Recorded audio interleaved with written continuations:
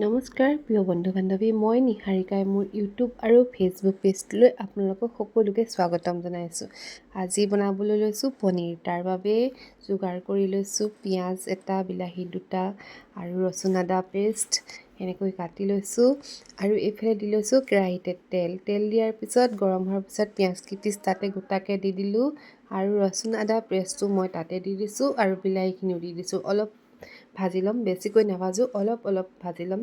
তাতে দি দিম মই এতিয়া এটুকুৰা ডালচেনি আৰু এটা ইলাইচি, অকণমান তেজপাত আৰু এইখিনি অকণমান ভাজি ল'ম যাতে বিলাহীখিনি অকণমান গলি যায়। আৰু তাতে দি দিম মই এইখিনি আছিলে বাদামৰ পেষ্ট আৰু সেয়া কেইচামুচমানো দি দিছোঁ অকণমান যাতে এইটো গ্ৰেভিটো গাঢ়া হয়। সেইখিনি অকণমান সময় ভাজি ল'ম, বেছি সময় নহয়, খুব বেছি 5 মিনিট। দেখিছে ধুনীয়াকৈ ভাজ খাইছে। তাতে দি দিম মই জিৰা পাউডাৰ, চব্জি মছলা আৰু ধনিয়া পাউডাৰ গোটেইকেইটা দি দিছোঁ আৰু ৰঙা জলকীয়াও অকণমান দি দিছোঁ। এইখিনি অকণমান ভাজি হোৱাৰ পিছত লৰাই দিম আৰু ভাজি হোৱাৰ পিছত মই মিক্সি জাৰ এটাত মিক্স কৰি ল'ম। তাতে নিমখ অকণমানো দি দিছোঁ। দেখিছে পানীখিনি ধুনীয়াকৈ শুকাই গ'ল 5 মিনিটমান ভজাৰ পাছত। আৰু এতিয়া এইখিনি মিক্সিত পিচিব পৰা হৈ গৈছে। গতিকেলৈ এইখিনি মই মিক্সি জাৰ এটাত ভৰাই এইখিনি অকণমান পেষ্ট বনাই লওঁ। দেখিবলৈ কিমান ধুনীয়া হৈছে দেখিছেনে? আৰু কিনাৰৰ ফালে তেলটো ওলাই আহিছে, মানে অলপ এইখিনি সিজি গৈছে। কালাৰটো বহুত ধুনীয়া হৈছে নহয়নে? বনাই থাকোঁতে ইমান ধুনীয়া এটা গোন্ধ আহিছে, মানে কি ক'ম আৰু মই।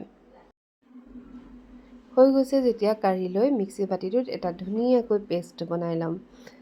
দেখিছেনে? মই কাঢ়ি লৈছোঁ আৰু একেখন কেৰাহীতে মই আকৌ বনাম সেইখিনি যিখিনি লাগি আছে তাৰে মই পানী ঢালি আৰু অকণমান পানী মিক্সি জাৰটোত দি দিছোঁ আওখালি পিনি। আৰু সেইখন কেৰাহীতে মই আকৌ অকণমান তেল দি এইখিনি বনাম। তাতে তেল দি দিছোঁ আৰু পনীৰখিনি অলপমান ফ্ৰাই কৰি লৈছোঁ যাতে খাবলৈ ধুনীয়া হয় আৰু দেখিবলৈও ধুনীয়া হয় অলপমান ফ্ৰাই কৰি ল'লে। গতিকে একেখিনি তেলতে ফ্ৰাই কৰি লৈছোঁ, একেখন কেৰাহীতে একেখিনি তেল নহয় বাৰু।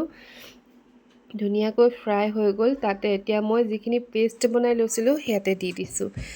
দেখিছেনে কি ধুনীয়াকৈ ফ্ৰাই হৈ গ'ল। আৰু মই পনীৰখিনি কাঢ়ি লোৱা নাই, তাতে দি দিছোঁ, কাৰণ যিহেতু পেষ্টখিনি সিজাই লৈছিলোঁ ধুনীয়াকৈ, সিজাই লোৱাৰ কাৰণে বেছি সময় নালাগে সিজিবলৈ। গতিকেলৈ মই সেই পনীৰখিনিতে পেষ্টটো দি দিলোঁ আৰু গৰম পানী দি এতিয়া উতল আহিবৰ কাৰণে দিম। আপোনালোকে বাৰু পনীৰ চব্জি খাই কোনে ভাল পায় জনাবচোন।